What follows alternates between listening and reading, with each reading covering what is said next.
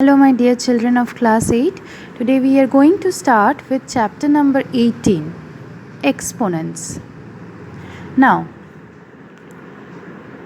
take this example, 5 to the power of 4.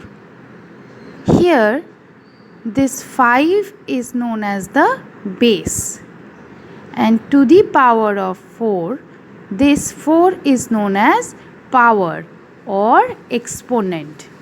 Now, 5 to the power of 4 means 4 times I will multiply 5, right? 5 into 5 into 5 into 5. Similarly, 2 to the power of 3 means 2 into 2 into 2. 3 times I am multiplying 2. Now, which one will you say is easier? Is it easy to write it like this, that 2 into 2 into 2? Or is it easy to write it like this, 2 cube? Now, if I ask you to take the multiply 200 times, then you will have to write 2 into 2 into 2 into continue like writing like this till 100 times, right? Now, if in an exam, if you continue writing like this 100 times, it's going to take huge amount of time. So, we represent this easily in the form of exponent, 2 to the power of 100. So this is the use of exponent or power. We write in order to represent the products which are done n number of times. N is a given number. So if I multiply 2 n number of times, n means any number, then I will write it as 2 to the power of n, where n is the power or exponent. So now we are going to learn some basic formulas for exponents and powers. First, let us start with a to the power of 0 equal to 1. Now, any number to the power of 0 is always equal to 1. For example, if I write 2 to the power of 0, the answer is going to be 1. So always remember this, a to the power of 0 equal to 1, where a is any number. Next, number 2, a to the power of m into a to the power of n equal to a to the power of m plus n. This is very important. This is exponent's law of product. Alright. This is known as law of products. If I am having same base, see both are a, and I am multiplying them, but their powers are different. One is m, other is n. Then I can simply write get the answer by adding the powers. See, for example, 2 to the power of 4 into 2 to the power of 3.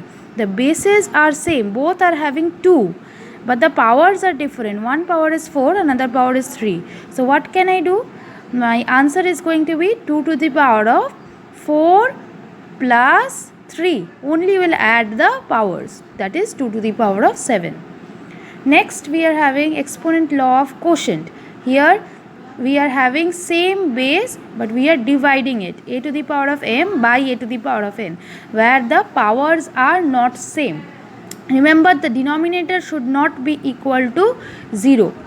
That is, a to the power of n cannot be equal to 0 because we cannot divide anything by 0. So this is going to be a to the power of m minus n. When you are dividing, it will be minus. When you are multiplying, it will be plus. See, for example, 2 to the power of 4 by 2 to the power of 2, it is going to be 2 to the power of 4 minus 2. That is equals to 2 to the power of 2, that is 2 square, which is 4. Now, if I did it in this way, 2 to the power of 4 means 2 into 2 into 2 into 2. 2 to the power of 2 means 2 into 2. Now, if I cancel, then also I am going to get 2 into 2, that is 2 square, that is equal to 4. But since you are now learning these formulas, if you get sums like this, you will always have to use these formulas. Now this is not going to be accepted in your class. Alright, in junior classes it was well accepted. In senior classes you have to do by using these formulas. Now the question is, if this and this was different, that is, if you had 2 to the power of 4 but 3 to the power of 2, could you have applied the same thing? In that case, see here the base is changed. From here it was 2, here it became 3. So you cannot use this thing everywhere. You have to keep in mind where both the bases are same, that is on which you are putting the power. If that number is same, then you can use this formula. Alright, next let us move on to a to the power of m whole to the power of n. In this case, you simply multiply the powers. Alright, 2 square whole cube. Then multiply the powers. 2 to the power of 2 into 3 equal to 2 to the power of 6. Next, a to the power of minus n. This, whenever the power is negative, it becomes reciprocal. It becomes 1 by a to the power of n. Next, nth root of a is equals to a to the power of 1 by n. Example, square root. Square root means, in case of square root, there is 2 here. So square root of 2 will become 2 to the power of 1 by 2. Cube root of 2 will become 2 to the power of 1 by 3. Alright, whatever the root you are doing, it will become in the power 1 by.